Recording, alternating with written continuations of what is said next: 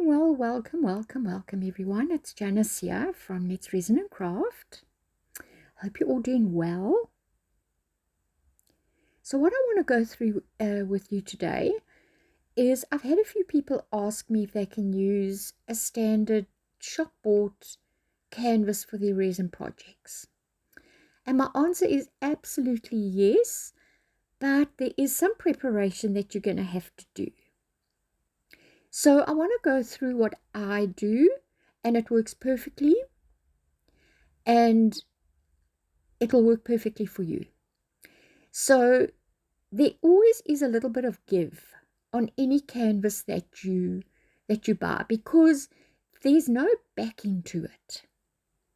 So what happens is when you pour your resin, and because the resin is slightly heavy, it tends to pull away from the sides, and it ends up pooling or like being a little bit thicker in the middle. Now you want to prevent that.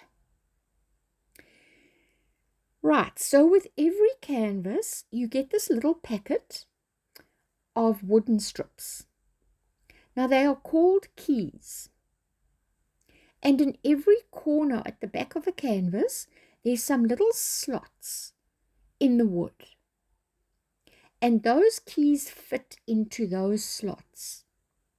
Now, not everybody uses them. I kind of think if they're there, I'm going to make use of them. And I think it does, well, for me, it definitely helps.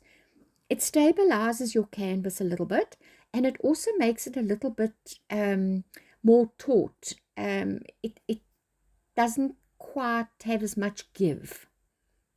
So I recommend you put them in. It's not going to hurt it. They're there. So what I do is I put a layer of resin on the back of my canvas. And then once I've put my layer of resin and it's cured, I use a plastic sheeting called poly sheet. Now that's what it's called in South Africa. There is a picture that I've put further on. You'll see what I mean. It's kind of the stuff that estate agents would use for their for sale boards. It's nice and strong. It looks nice. And what I do is I take precise measurements of all my canvases that I'm going to use. I do a couple at a time. I go down to the hardware shop and they cut to exact measurements that I give them. And so I know that they're all just going to pop in and fit perfectly. So I don't have any at the moment. So what I want to do is I'm just using a piece of cardboard just to show you the steps. So my cardboard isn't perfect because I've cut with scissors and there's gaps, which is not going to happen if you're having it professionally cut at your hardware store. And so once my resin has cured, I've put my poly sheet in, I put my keys in. And they just slot into the corner just like that. And it holds everything together. And they go in all four corners. And this is what this is the sheeting I'm talking about that I use. I find it's great, it's cheap, and it works perfect.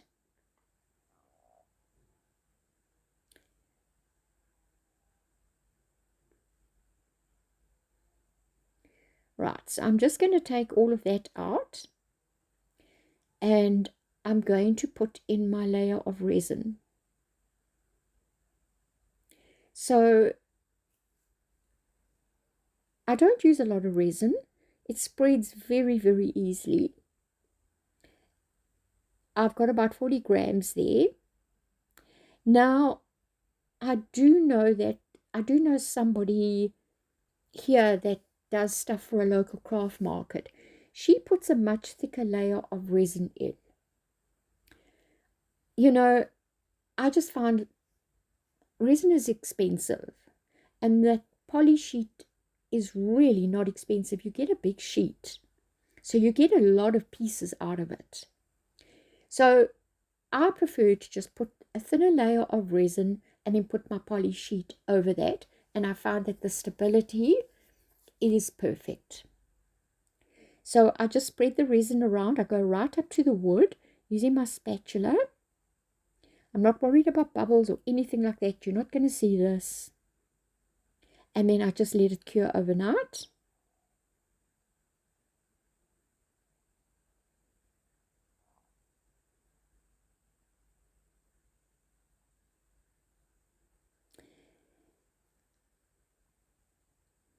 And then once I've also got my blue tape, which I'll put around the edge. And once I've got my resin cured and my poly sheet in. So this is the next day. It's nicely cured. You'll find that there's still a tiny little bit of give there, but it's much better.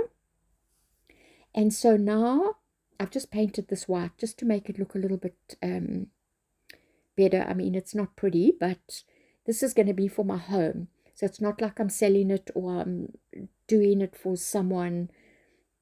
No one's going to see this. It's going to be up on my wall. I'm doing an ocean theme.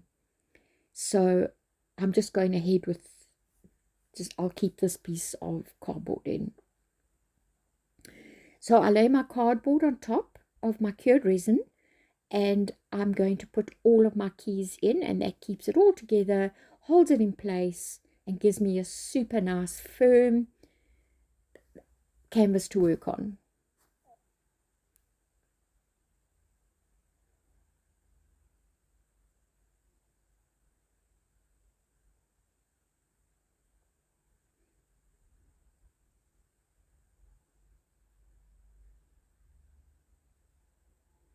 And there we have it.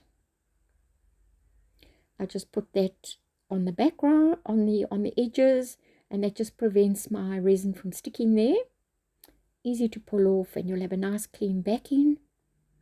And we're done. We're ready for the next project. So what I did after I had done this, my surface is really nice and firm now. I just did, I painted a layer of white, slightly off-white acrylic paint over my canvas. I want to do a very, very minimalistic ocean theme. I don't want to use real sand. So I've just used a little bit of a sandy color acrylic paint in place of the sand. I'm obviously going to tweak it a bit, but I'm ready now to start my next project. I've stood it on some little jars and I'm making sure it's level. And I'm ready to go. And I know that it's going to work out. Nothing's going to pull towards the center. So I hope that's helped. And yeah, let me know if you do it in any other different way. But I found that this really works for me. So thank you so much for watching, and I'll see you on my next video.